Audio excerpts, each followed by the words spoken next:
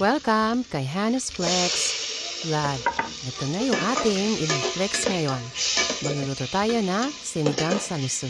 Siyempre, igisa natin yung luya, sibuyas, bawang, at yung kamatis na lagyan natin yung patis. Ayan, kailangan natin siya palambutin. Yung kamatis. Medyo malambot na yung kamatis. Ayan. Lutuin natin na maayos para masarap, malasa yung kamatis. Ayan, hindi masarap yung miso kung walang kamatis. Tapos, pag natuyo na, lalagyan natin yung tubig. At sa tubig, pakukuluan natin ng konti. Tapos, ilagay na natin yung mga ulo-ulo ng isda.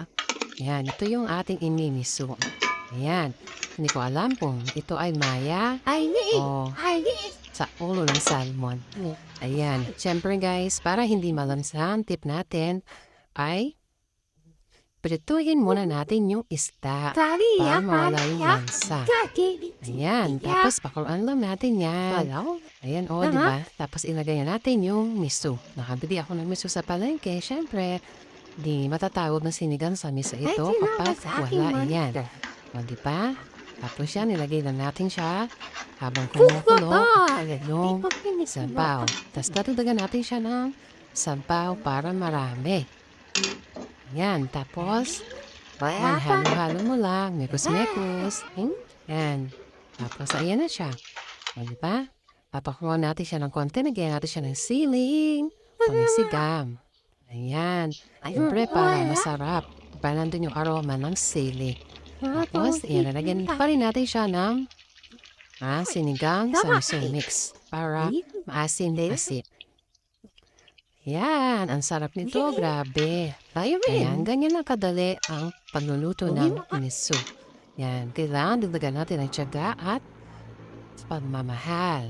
Yan, pinapakuluan natin siya ng konti at ilalagyan natin yung mustasa.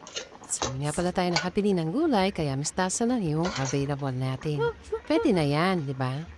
Kung ano yung meron, yan. Yan lang yung ating lutuin.